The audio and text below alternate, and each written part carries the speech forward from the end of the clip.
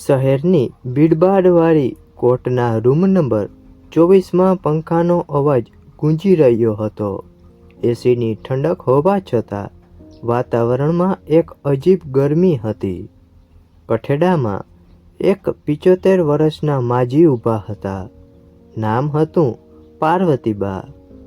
સફેદ સાડી, કરચલીવાળો ચહેરો અને ધ્રુજતા હાથમાં પકડેલી લાકડી. તેમની સામે ઊભો હતો શહેરનો સૌથી મોંઘો અને હોશિયાર યુવાન વકીલ આયન.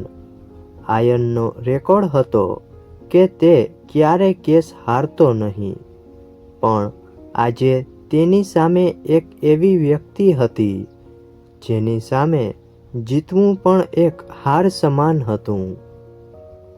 પાર્વતીબા પર આરોપ હતો કે તેમણે શહેરના એક મોટા બિલ્ડરના બંગલામાંથી કિંમતી ઘરેણાંની ચોરી કરી હતી. બિલ્ડરે મજબૂત પુરાવા રજૂ કર્યા હતા. સીસીટીવી ફૂટેજમાં માજી બંગલામાંથી બહાર નીકળતા સાફ દેખાતા હતા. આયન બિલ્ડર તરફથી કેસ લડી રહ્યો હતો. તેણે ઉલટ તપાસ શરૂ કરી. માજી, તમે સ્વીકારો છો કે તમે તે રાત્રે બંગલામાં ગયા હતા? આયનને પૂછ્યું. પાર્વતીબાએ નીચું જોઈને ધીમેથી કહ્યું, હા દીકરા, હું ગઈ હતી. આખા કોર્ટમાં ગણગણાટ થયો. લોકો માની શકતા નહોતા કે આટલા શાંત દેખાતા માજી ચોર હોઈ શકે. આયને આગળ પૂછ્યું, તમે ઘરેણાં લીધા હતા? માજીની આંખોમાંથી આંસુ સરી પડ્યા. તેમણે ગરદન હલાવીને હા પાડી. આયને વિજયી સ્મિત સાથે જજ સાહેબ તરફ જોયું. કેસ લગભગ પૂરો થઈ ગયો હતો, પણ કંઈક એવું હતું જે આયનના મનમાં ખટકી રહ્યું હતું. તેણે જોયું કે માજીના પગમાં ચંપલ નહોતા અને તેમના કપડાં સાવ ફાટેલા હતા. જે સ્ત્રીએ લાખોના ઘરેણાં ચોર્યા હોય તેની હાલત આવી કેમ? આયને જજ પાસે થોડો સમય માંગ્યો અને લંચ બ્રેક દરમિયાન માજી પાસે ગયો. તેણે જોયું કે માજી બાકડા પર બેસીને એક જૂનો ફોટો જોઈ રહ્યા હતા. આયને પૂછ્યું, માજી, તમે ચોરી કરી એ તો ઠીક, પણ ઘરેણાં ક્યાં છે? તમે કેમ આવી હાલતમાં છો? માજીએ ફોટો બતાવ્યો. ફોટામાં એક નાનકડો છોકરો હતો. માજી બોલ્યા, દીકરા, આ મારો પૌત્ર છે. તેને બ્લડ કેન્સર છે. મારા દીકરા અને વહુ અકસ્માતમાં ગુજરી ગયા. હું બંગલામાં વાસણ સાફ કરવા ગઈ હતી. શેઠ પાસે હાથ જોડ્યા કે થોડા પૈસા આપો, દવા લેવી છે, પણ તેમણે ધક્કો મારી કાઢી મૂકી. રસ્તામાં પૌત્ર તડપતો હતો એટલે હિંમત કરીને અંદર ગઈ. ઘરેણાં લીધા પણ વેચી ન શકી, પકડાઈ ગઈ. આયન સ્તબ્ધ થઈ ગયો. જે બિલ્ડરે તેને લાખોની ફી આપી હતી, તેણે એક વિધવા અને બીમાર બાળકની મદદ કરવાને બદલે તેમને જેલમાં ધકેલવાની તૈયારી કરી હતી. આયનનું અંતરાત્મા જાગી ગયું. લંચ બ્રેક પૂરો થયો. કોર્ટ ફરી શરૂ થઈ. હવે આયનનો વારો હતો અંતિમ દલીલ કરવાનો.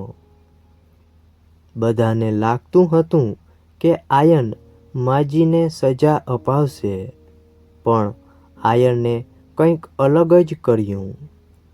તેમણે કોર્ટમાં જાહેર કર્યું, જજ સાહેબ, હું આ કેસમાંથી રાજીનામું આપું છું અને આ કેસના ફરિયાદી એટલે કે બિલ્ડર સામે માનહાનિ અને છેતરપિંડીનો કેસ દાખલ કરું છું. આખી કોર્ટમાં સોપો પડી ગયો. આયને પુરાવા રજૂ કર્યા કે ઘરેણા બિલ્ડરની તિજોરીમાં જ છે. તેણે વીમાના પૈસા પચાવી પાડવા માટે અને માજીને ફસાવવા માટે આ તરકટ રચ્યું હતું.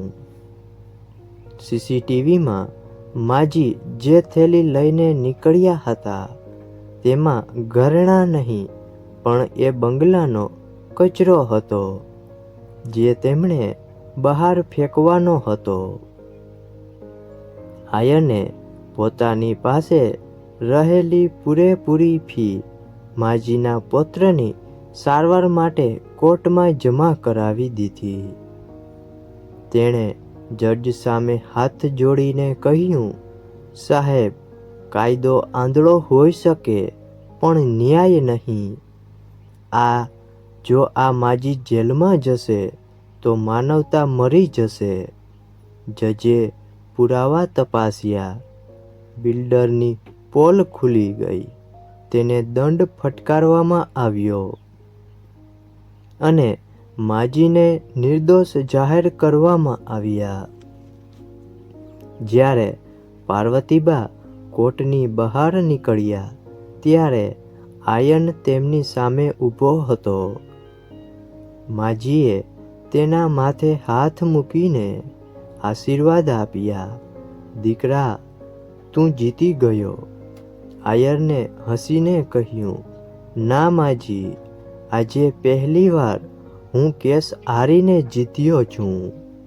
આ એક એવી જીત હતી જેમાં અહંકાર હાર્યો હતો અને પ્રેમ જીત્યો હતો. તે દિવસ પછી આયન શહેરનો સૌથી મોંઘો વકીલ ન રહ્યો પણ ગરીબોનો મસીહા બની ગયો. માજીનો પૌત્ર સાજો થઈ ગયો અને આયને તેને ભણાવવાની જવાબદારી લીધી. જો મિત્રો તમને આ વાર્તા ગમી હોય તો ચેનલને સબસ્ક્રાઈબ કરજો અને વિડીયોને લાઈક કરી તમારા મિત્રો તથા પરિવારમાં આ વાર્તા શેર અવશ્યથી કરજો.